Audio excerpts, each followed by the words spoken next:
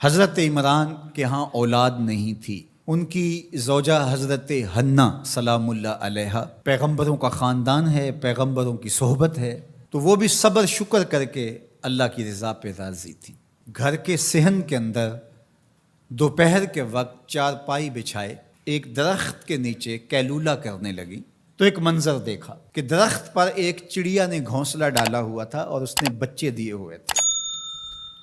وہ کہیں سے اڑ کے جا کے دانہ اٹھا کے لاتی اور بچہ چونچ کھولتا اور ماں اس کی چونچ میں دانہ ڈال دی۔ چڑیا کے بچے کے ساتھ چڑیا کی محبت کو دیکھا تو حضرت حنہ کا دل چوٹ کھا گیا اور بارگاہ عزدی میں عرض کی، مالک تو نے جانوروں کو بھی بچے دیے ہیں اور وہ ان سے پیار کر رہے ہیں، تیرے دربار میں کیا کمی ہے اگر تو مجھے اولاد عطا کر دے۔ دل چوٹ کھا گیا، دل کی اتھاہ گہرائیوں سے دعا نکلی، عرش تک جا پہنچی۔ اللہ نے حضرت حنہ کو کرم نوازیوں سے مالا مال کر دیا۔ حضرت حنہ نے کہا، اے اللہ جو میرے بطن میں ہے میں تیرے گھر کے لیے اس کو وقف کرتی ہوں۔ جب ولادت کے لمحے آئے تو حضرت حنہ زوجہ عمران نے بیٹی کو جنم دیا تو پریشان ہو گئیں کہ مالک یہ تو بیٹی ہے، میں نے تو اس کو مسجد اقصیٰ کے لیے وقف کیا ہے اور وہاں سارے مرد ہیں، ایک لڑکی جب جوان ہوگی تو اس کو وہاں کیسے چھوڑ سکوں گی، منت میری کیسے پوری ہوگی۔ بہت پریشان ہوئی منت کی تکمیل کا سوچ کے کہ مالک یہ تو بیٹی ہے۔ آواز آئی، پریشان ہونے کی ضرورت نہیں حنہ، جو تو نے بیٹی جنم دی ہے ایسے تو بیٹے بھی نہیں ہوتے۔ اس بیٹی کا نام کیا رکھا گیا؟ مریم سلام اللہ علیہا۔ بیٹی جوان ہو گئی تو منت یاد آئی کہ اب اس کو بیت المقدس میں ہم نے وقف کرنا ہے۔ پریشانی ہوئی کہ اب 300 حجرے ہیں جن میں مرد ہی مرد ہیں، ایک تنہا عورت کیسے وہاں رہے گی؟ تو یہ سوچا کہ کوئی بوڑھا بزرگ ہو جس کی کفالت میں ان کو دیا جائے تو وہ ان کی دیکھ بھال کرے، ضروریات کو پورا کرے۔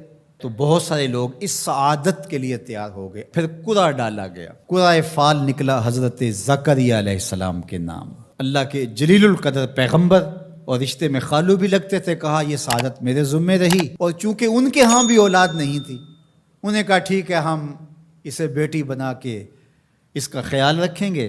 حضرت زکریا علیہ السلام نے ایک حجرہ مختص کیا حضرت مریم کے لیے اور ان کی ضروریات کو پورا کرتے، کھانا دیتے۔ جب کہیں جانا ہوتا تو حجرے کو باہر سے تالا لگا کے چلے جاتے، افطار کے وقت یا رات کو گئے ہیں تو سحری کے وقت پھر آ جاتے۔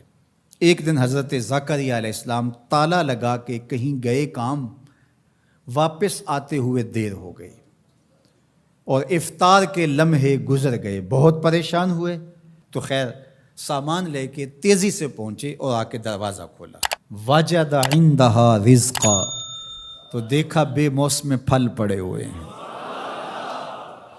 حیرت تو یہ تھی کہ پھل ہیں، دروازہ مقفل ہے، باہر سے کوئی اندر نہیں جا سکتا، اندر سے کوئی باہر نہیں آ سکتا، پھل کیسے آئے؟ پہلی حیرت تو یہ، پھر پھل بھی بے موسم۔ قال یا مریم ان لک ھذا، اے مریم یہ کہاں سے آئے؟ قالت ھو من عند اللہ، کہا یہ میرے اللہ کی طرف سے آئے، یہ مجھے میرے رب نے دیے ہیں۔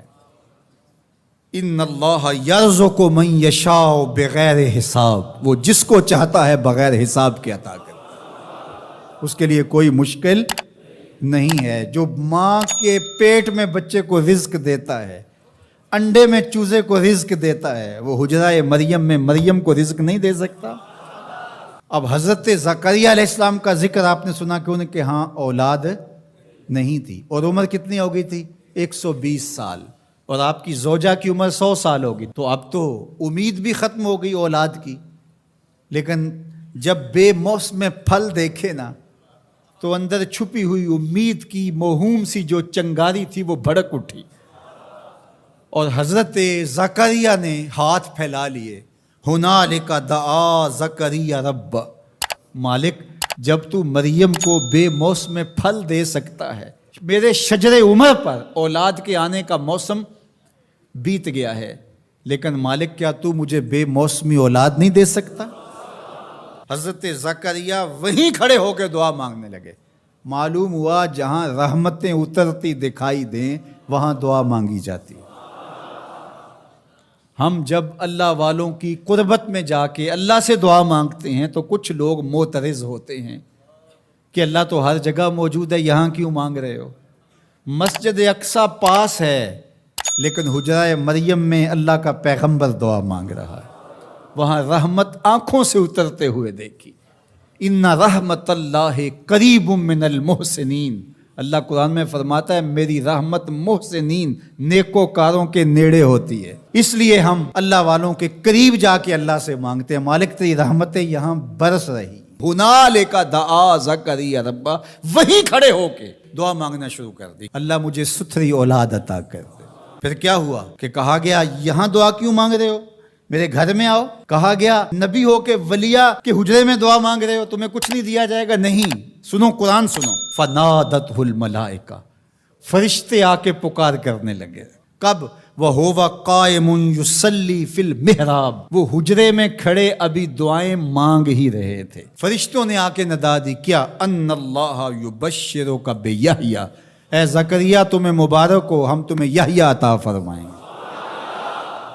اولاد مانگی ہے تو یحییٰ ملے گا، لیکن اکیلی اولاد نہیں مانگی، ذریۃً طیبہ، ستھری اولاد مانگی ہے، پاک اولاد مانگی ہے۔ تو مصدقاً بکلمۃ من اللہ وسیداً وحصوراً ونبیاً من الصالحین، جو بیٹا دینے والے ہیں وہ کلمت اللہ کی تصدیق کرنے والا ہوگا، سردار ہوگا، عورتوں سے الگ رہنے والا ہوگا اور پیغمبر ہوگا۔